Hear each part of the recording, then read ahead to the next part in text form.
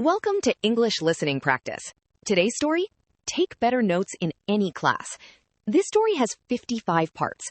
Listen carefully and enjoy the story. Have you ever looked at your notebook after a long class and thought, what on earth does this even mean? Welcome back to the podcast, everyone. Today, we're going to talk about a skill that every student needs, but nobody really teaches us. We are talking about taking good notes in class. It sounds simple, right? You just listen to the teacher and write down what they say.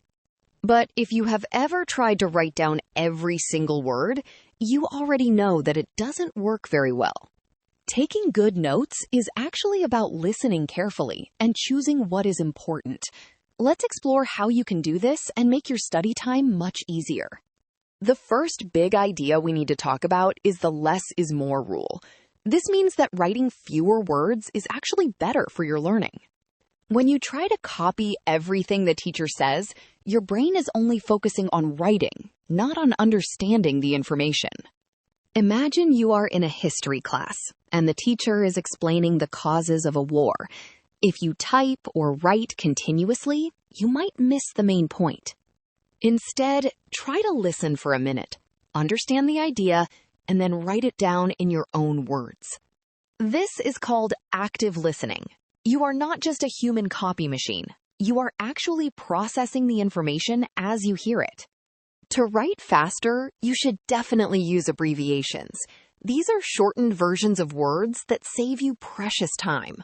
For example, instead of writing information, you can just write info. Instead of especially, you might just write especially.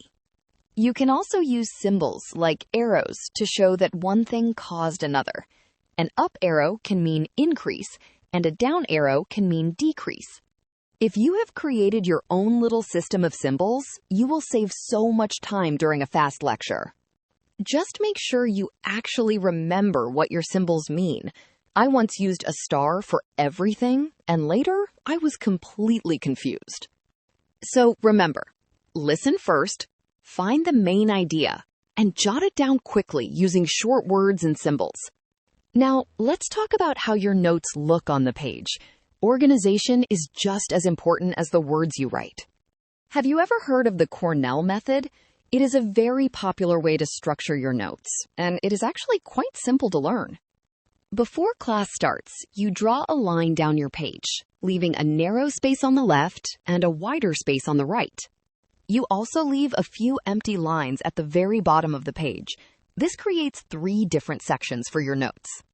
During the class, you only write your main notes in the large section on the right. You just take notes normally here. After class, you look at the left section. This is where you write down keywords, main topics, or even questions about the material. Writing these keywords helps you organize the information in your head. It makes it so much easier to find things later when you are studying.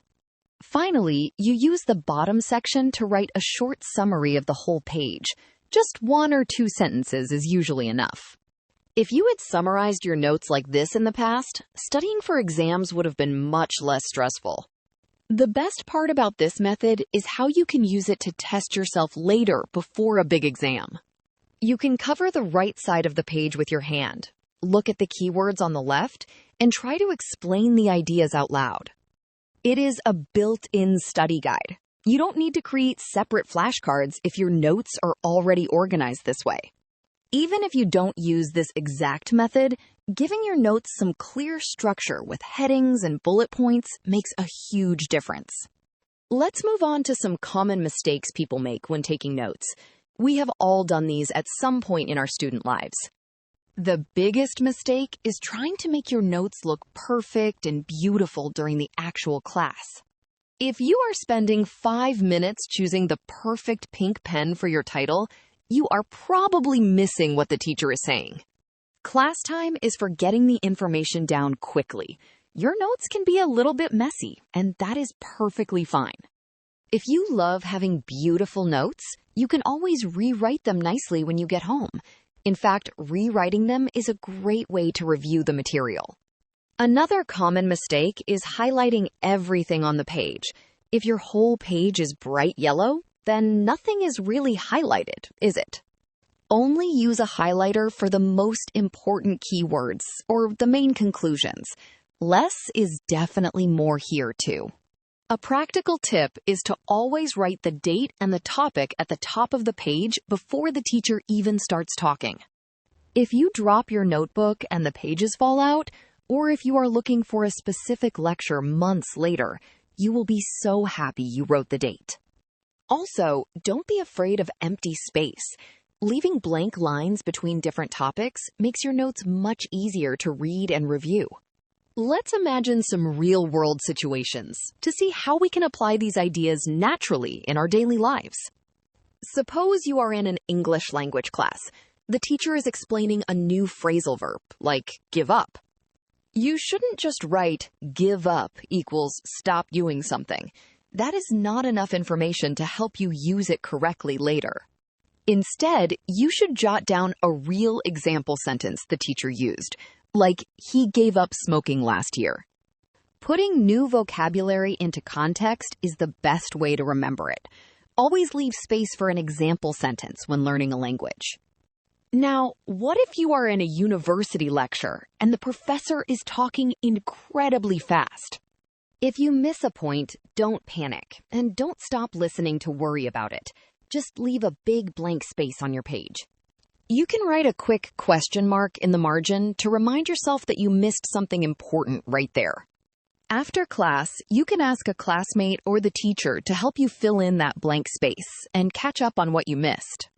By moving on quickly, you make sure that you don't miss the next 5 minutes of the lecture while worrying about one lost sentence. Let's do a quick recap of what we have discussed today. Taking good notes is an active process, not a passive one. Remember to listen first, use your own words, and try out abbreviations to save yourself some valuable time. Give your notes some structure, maybe by trying the Cornell method. And don't worry if they look a bit messy during the actual class. Here are a few useful phrases we used today that you can practice. First, jot down means to write something quickly. Catch up means to reach the same place as others, like catching up on notes you missed. And to sum up means to summarize the main points. Thank you so much for joining me today. Try using one of these tips in your next class, and I will see you in the next episode. And that's the end of today's story. Take better notes in any class. I hope you learned something new and enjoyed listening. Keep practicing every day. Your English is getting better and better. Follow this channel for more English listening practice. See you next time.